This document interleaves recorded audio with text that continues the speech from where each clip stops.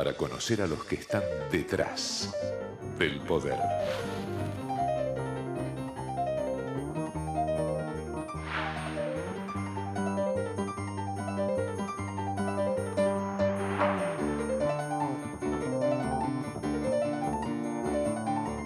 Hola, ¿qué tal? Buenas noches, bienvenido a esta nueva Hora de Maquiavelo. Bueno, usted ya sabe, ¿no?, que en este espacio, desde hace ya casi 9 años, estamos tratando de mostrarle ese panorama, ¿no?, de cómo hacen los que nosotros llamamos maquiavelitos, que asesoran, bueno, usted ya sabe, a empresas, a políticos, a gobiernos, a que tengan mejor imagen. Le propongo que se quede hasta el final porque vamos a hablar con, bueno, uno de esos gurúes, nuevos gurúes, que asesoran a las empresas.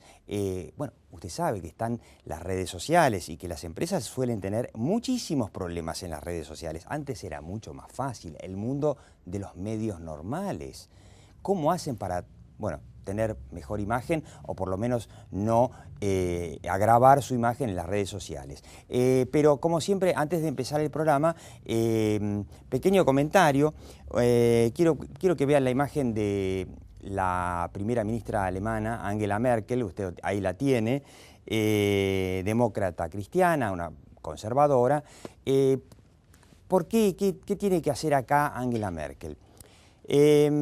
Ahora está gobernando en Alemania con el Partido Liberal, con el que han trabajado muchas veces, conservadores, liberales, suena una asociación común en muchos países, pero no fue así todo el tiempo. Hasta hace un par de años Angela Merkel gobernaba junto con los socialdemócratas. Eran conservadores, demócratas cristianos con socialdemócratas. Con algún que otro tironeo, gobernaron durante 4 años, después en la próxima elección cambiaron la alianza. Hoy Alemania es, bueno, por las dudas le digo, es el país que mejor ha pasado la crisis en Europa, que más crece en Europa y el más próspero. Puede. Comparémonos con la Argentina. Yo no digo ir y decir, bueno, mira Chile, que durante, no sé, durante 15 años estuvo gobernando también una alianza de socialistas y demócratas cristianos, ¿no? Veamos incluso el gobierno de la presidenta Kirchner, que en el fondo también es una alianza muy diversa.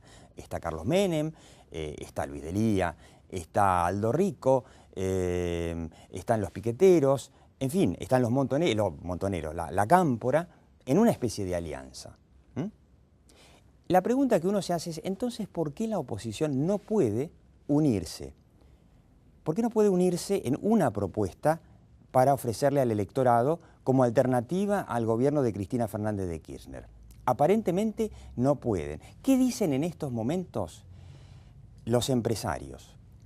Dicen, bueno, Cristina ya ganó, entonces vendrá, esa es la suposición, vendrán 4 años de Cristina. Cristina ahora va a ser, digamos, lo que se llama en politología el patorrengo, o sea, ese político que termina su mandato, no puede reelegirse, por lo tanto, después vendrá otro y Cristina se irá, no sé, al Calafate a tomar mate. Pues es una posibilidad. Ahora, uno se pregunta, cuando uno analiza lo que pasó en los últimos días, usted recordará el bloqueo a Clarín, en donde, bueno, el gobierno trató de despegarse diciendo, bueno, fue un conflicto gremial, finalmente quedó claro que el gobierno tuvo mucho que ver. El conflicto generó generó en todo el mundo una gran sorpresa, porque la Argentina estaba haciendo algo que era común en Venezuela, pero lo estaba haciendo acá. Parecía que era un hecho aislado, pero siguió. Tuvimos el caso, se repitió esta semana, que pasó con La Voz del Interior, que es el principal diario del interior. Ahí tenemos el intento de bloqueo a La Voz del Interior. El gobernador de Córdoba lo resolvió distinto, permitió que la policía liberara el piquete. Dicen que esto va a seguir con otros diarios críticos del gobierno, y tuvimos el caso que también reiteramos del programa pasado, que a mí personalmente me llamó tanto la atención, que fue este increíble premio que se le dio a don Hugo Chávez, al coronel Chávez, que le dio una universidad que es autónoma en definitiva, pero se lo dio a la Argentina. Le dio un premio a la libertad de prensa al hombre en América Latina que más medios ha cerrado y que más ha combatido a los medios críticos, cerrando no sé cuántas, 30 y no sé cuántos radios, canales de televisión, haciéndole imposible la vida a algún medio que quiera ser independiente. Entonces la pregunta que nos hacemos, ¿No será que si esto realmente es un anticipo de lo que vendrá? Después Chávez, allá en Venezuela, además de hacer todo esto con los medios, sabemos que también reformó la Constitución. Quizá lo que dijo, ¿usted se acuerda? La famosa Diana Conti, que queremos la reforma de la Constitución para tener Cristina eterna. ¿No será cierto? ¿No será un anticipo de esto? Chávez en Venezuela reformó no solamente la Constitución, sino todo el sistema electoral y logró, mire, increíble, logró que cada voto chavista valga el doble que un voto opositor. Entonces, yo digo, si la oposición dice, bueno, ahora nos peleamos entre todos, después en el 2015 el que sale segundo o tercero tiene una buena chance de quizá de ganar, ¿sí? ¿Habrá?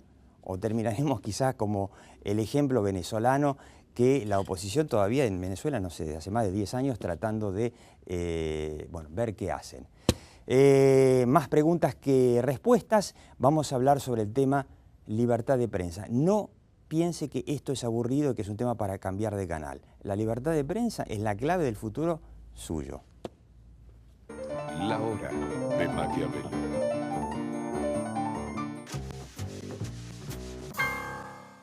Una ciudad verde será más verde si vacías. Un mundo verde es posible si necesitas. Una ciudad más verde la hacemos entre todos. Juga limpio, haciendo Buenos Aires. Buenos Aires Ciudad. En Telefónica creemos que el primer paso para poder es siempre querer, es no detenerse nunca y abrir nuevos caminos que vayan más allá de la comunicación. Porque estar más cerca tuyo es estar más cerca de lo que querés. Telefónica. La educación es el eje principal de las acciones de responsabilidad social corporativa de Santander Río. A través de su programa Universidades, el banco apoya la educación superior, pública y privada. Créditos hipotecarios del Banco Ciudad. 20 años cuota fija y los últimos 3 años de regalo. Informate 0822 20400, www.bancociudad.com.ar o en cualquiera de nuestras sucursales. Banco Ciudad. Te quiere ver crecer. Yoma. Cuida a tu familia bien de cerca. Buenos Aires, la provincia. La hora de Maquiavelo. Bueno, ¿no? Seguimos en la hora de Maquiavelo con la pregunta de, la libertad de prensa en Argentina está en peligro y es así nomás, que bueno, qué sé yo, una libertad más o menos, pasa nada. Lo tenemos de izquierda a derecha. Daniel Desein es el presidente de ADEPA. Lo tuvimos aquí en la hora de Maquiavelo, el más joven de todos los presidentes de ADEPA que tuvimos hasta ahora, es un periodista de un diario del interior, que es la Gaceta de Tucumán, es uno de los diarios más grandes del interior. Y la tenemos a la diputada porteña, legisladora porteña, Diana Martínez Barrios, que justamente preside la Comisión de Comunicación Social de la legislatura de la Ciudad de Buenos Aires. Aclaremos, es una mujer del PRO, ¿correcto?, de Mauricio Macri, y lo tenemos a Juan Carlos Lynch, que es consultor de comunicación que trabaja fundamentalmente para empresas, ¿no? Que ayuda a las empresas a comunicarse mejor. Tuvimos ahí un debate en Twitter que entendíamos por ahí no exactamente igual qué es la libertad de prensa. Suena la inmortalidad del cangrejo. ¿Y te parece que la sociedad argentina, Daniel Desein, entiende el valor de la libertad de prensa después de lo que pasó en estos días, o es como la inmortalidad del cangrejo? Bueno, es un fenómeno generalizado que en las sociedades las libertades se valoran cuando se pierden. Y la Argentina hace 27 años que tiene pleno uso de distintas libertades. Pero la libertad de prensa vive su momento más delicado. Su momento más delicado, desde el regreso a la democracia.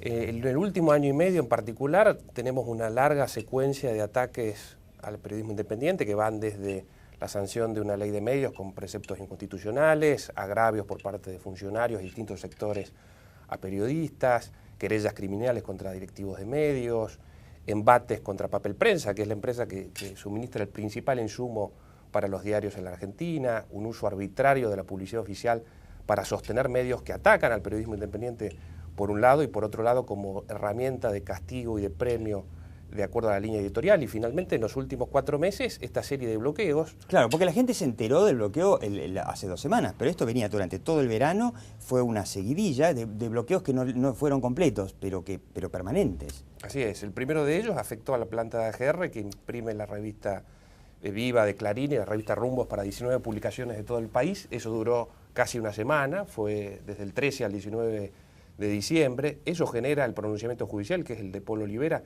que prohíbe esta metodología y que comunica formalmente ese pronunciamiento a la ministra de Seguridad. La sospecha se genera cuando el gobierno decide no acatar la orden de liberar el piquete. Exactamente. Después, en enero, se reiteran los bloqueos, el 13 y el 14 de enero. Ahí hay un segundo pronunciamiento judicial, que es de González de Roselo, en el mismo sentido que el de Polo Olivera. No hay ningún tipo de acción ni por parte de la policía ni de ningún funcionario. Se generan nuevos bloqueos el 26 de enero, afectando en ese caso a una decena de diarios de toda la ciudad de Buenos Aires. Luego tenemos las amenazas de Moyano, del vocero de la CGT. Finalmente, el bloqueo que impide la totalidad. El caso de Moyano, hay que decirlo, realmente Moyano amenazó y dijo: el que escriba que yo estoy involucrado en este exhorto de Suiza por lavado de dinero por Covelia, que le vamos a ir al diario, bueno, dijo 10.000, creo que fueron 10 al final, no sé, o 50, pero fueron y alcanzó con eso. Así es, tenemos el 27 de marzo el bloqueo que afecta a la totalidad de la circulación de Clarín, que afecta a la de La Nación de manera parcial, luego de La Voz del Interior, que afecta al 70% de su tirada, y también del diario Día a Día, que es el segundo de Córdoba. Y en todos los casos, hasta ahí tenemos un sugestivo silencio oficial, que luego es interrumpido en el caso de Clarín horas más tarde por 3 ministros que niegan que en la Argentina se haya atacado alguna libertad a partir de estos incidentes y lo reducen a una cuestión sindical. El miércoles hay un cambio en el discurso, hay una condena retórica por parte del Senado a la metodología, pero siguen sosteniendo que el gobierno va a mantener su línea de no reprimir la protesta social y que las empresas tienen que... Claro, el argumento del gobierno, y ahí va mi pregunta a todos, es un poco el de la fábrica de fideos. Si hay un problema gremial en una fábrica de fideos y no sale el fideo, no hay un ataque a la libertad de alimentarse. Y por ahí, digo, sin ofender a nadie, ¿no? Para la oposición, ¿esto es válido? Porque yo francamente pensaba que la oposición iba a salir ese fin de semana largo, que fue el primer bloqueo a Clarín, a convocar a todo el mundo: salgamos a la calle a defender la libertad de prensa. Porque no es normal que en una democracia se avance con estos ataques a la libertad de prensa. Y bueno, esperaron a que se abrieran las sesiones, sacaron un comunicado, en fin. ¿Es lo mismo la libertad de circulación del fideo que la libertad de circulación de un diario?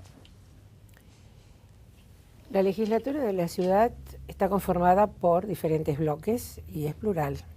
De todas maneras, el bloque del PRO tiene 24 diputados contra 60, que es la totalidad. Intentamos, en mi persona es uno de los proyectos, hacer un proyecto de repudio. Ese proyecto de repudio fue avalado por los propios y también por diputados de la oposición. ¿Llegaron a una mayoría?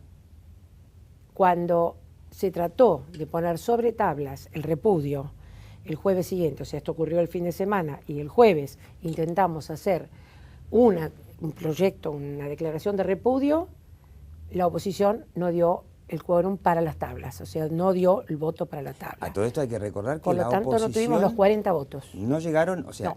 La ciudad de Buenos Aires, ciudad gobernada por PRO, no llegó a juntar los mínimos votos suficientes como para repudiar una cosa que es gravísima. La base de una democracia es la libertad de prensa. Entonces, y yo digo, ¿es lo mismo que la libertad de circulación del fideo para los políticos? Porque si para los políticos es lo mismo, para la gente va a ser, como decíamos, una charla sobre la inmortalidad del cangrejo, la libertad de prensa. Vos contabas un poco el debate que tuvimos en Twitter el otro día a partir de una cosa que yo escribí en el blog.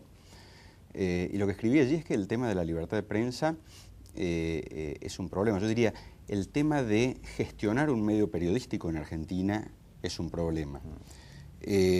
Ahora, no podemos meter dentro de la misma bolsa de la libertad. Si es independiente, si vos ponés lo que le gusta al gobierno, no tenés problema. Bien, pero como los gobiernos cambian, en algún momento tenés un problema. Pues. Entonces, yo lo que comentaba el otro día, y por eso el título, una reflexión desapasionada sobre la libertad de prensa, empezaba contando que el primer diario en papel que sale en los Estados Unidos, que no es el de Benjamin Franklin, sino uno que se llamaba The Boston Newsletter, fue antes de la independencia americana, fue clausurado por el gobernador del lugar donde había salido porque no le gustaban los comentarios en las notas sociales. Vemos que es un tema que empieza desde que alguien empieza a ejercer esa función antes y ese derecho ahora, que incluso se proclama en la Constitución, de publicar las ideas y las opiniones por la prensa. Entonces, a mí, en modesto entender, porque yo no soy un especialista en libertad de prensa, me parece que una cosa es la posibilidad que tienen los medios de prensa de opinar y de contar cosas a sus lectores. Otra cosa es la buena o mala relación que pueden establecer los periodistas, los directivos de los medios o los propios medios de manera institucional con los funcionarios, y pelearse, insultarse y hacer cosas que a las que por lo generalmente no pasan en los países un poco más normales.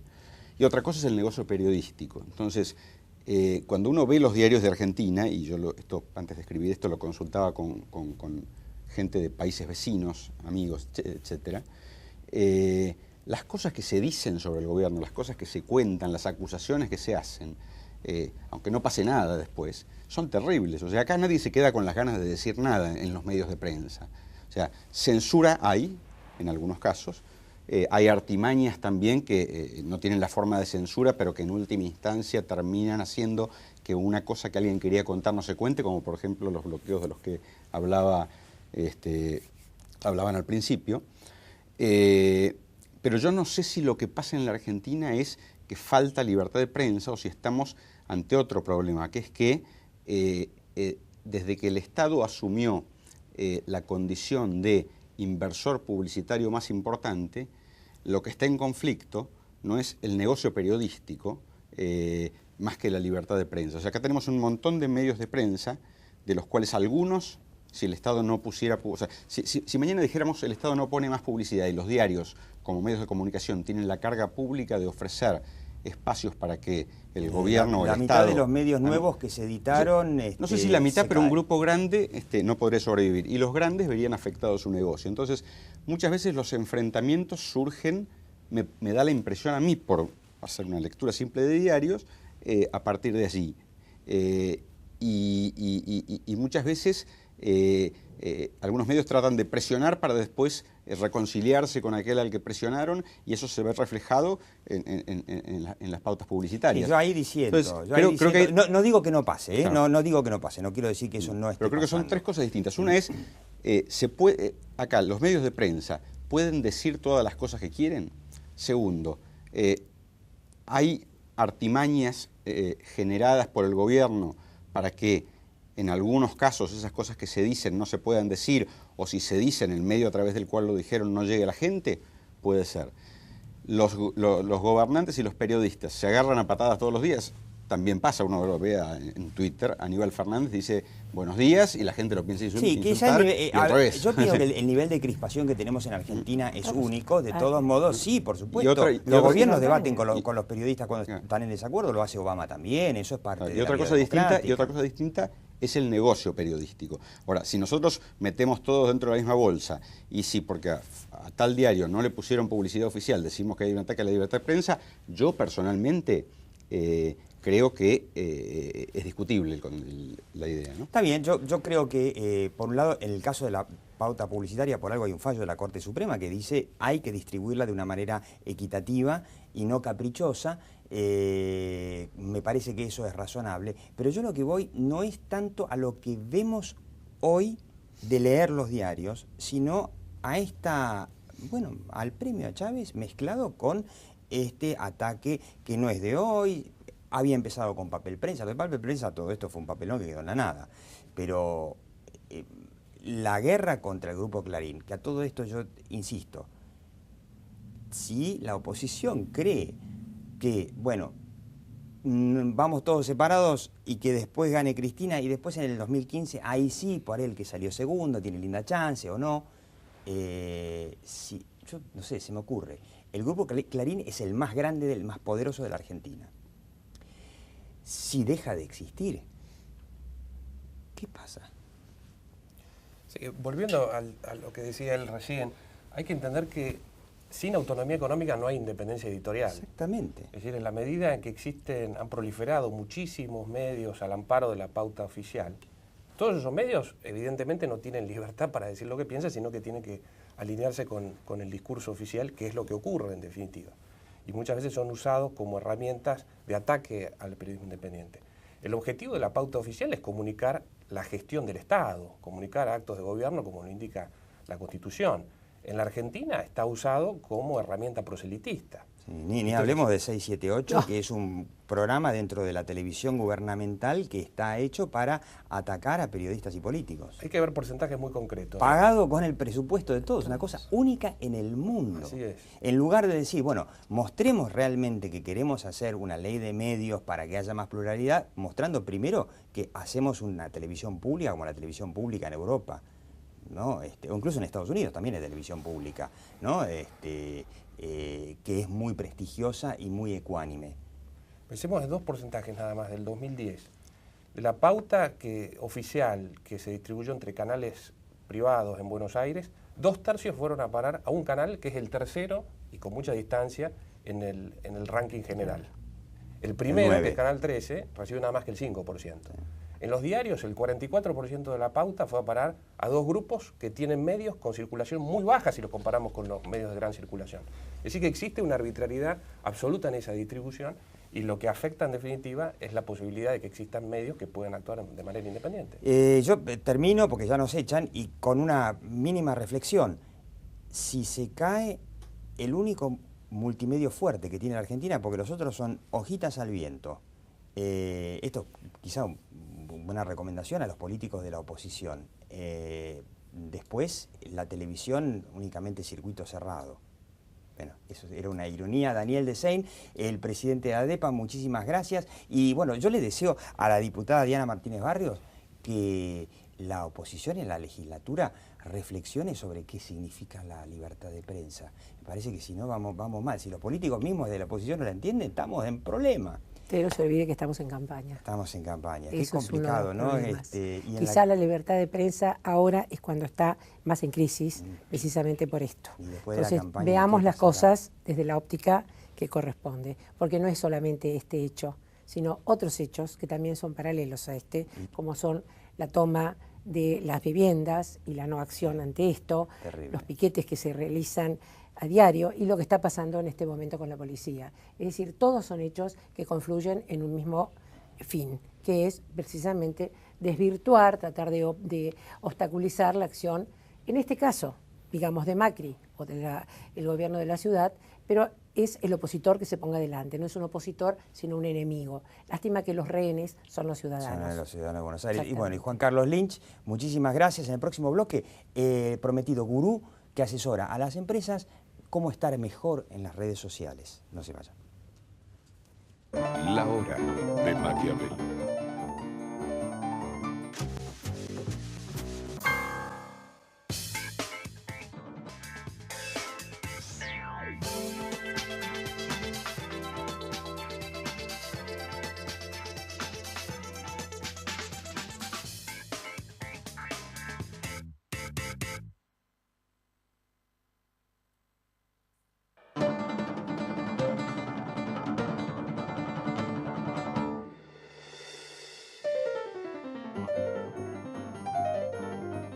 En 1972 formamos el grupo ODE.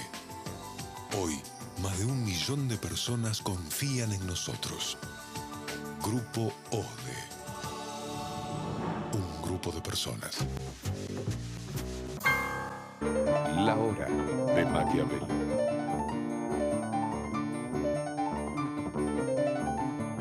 Bueno, y usted lo está viendo, es Gustavo Ripoll, de la consultora Llorente y Cuenca, es el hombre que en esa consultora trabaja para un montón de empresas muy importantes, algunas nos las va a decir, otras quizá no, asesorándolas en cómo estar en las redes sociales. Porque la pregunta es, ¿deben las empresas estar en las redes sociales o es una cuestión privada? Y sin embargo, la gente en las redes sociales insulta, también las elogia, por supuesto, pero en general lo que uno lee es muchas veces palos para las empresas. ¿Y qué tienen que hacer en 1 minuto para estar en las redes sociales, sobrevivir? Tienen que planificar antes de entrar. O sea, ya están, todo el mundo está hablando de ellas, pero tienen que planificar de antemano cómo quieren aparecer, a quién le van a hablar y qué harían en caso de que pase algo malo. Eso es lo primero que tienen que ver. Porque la gente, como bien decís vos, solamente se acuerda de lo malo, parece. Y hay miles de cosas buenas, sorteos que se ganan, cosas que regalan las compañías y empleados que hablan bien de ellas, que al final parece como que claro, se uno pierden. se queda con los empleados que hablan mal de las compañías y se queda con los clientes que las insultan. Y claro, y la pregunta es, ¿tienen que estar ahí? ¿Cómo tienen que hacer para defenderse? Usted sabe cómo funciona la obra de Maquiavelo, lo sabe de memoria, ¿no? Nosotros ahora, en un ratito, vamos a terminar aquí en Metro y nos vamos a la web. Aquí tienen la web de lahorademaquiavelo.com. A la izquierda, el programa para repasar. A la derecha, esta entrevista que vamos a hacer con Gustavo Ripoll de Llorente y Cuenca sobre justamente cómo tienen que hacer las redes sociales, las empresas para estar en las redes sociales. Pero yo quiero que me adelante uno de los temas más divertidos, ¿no?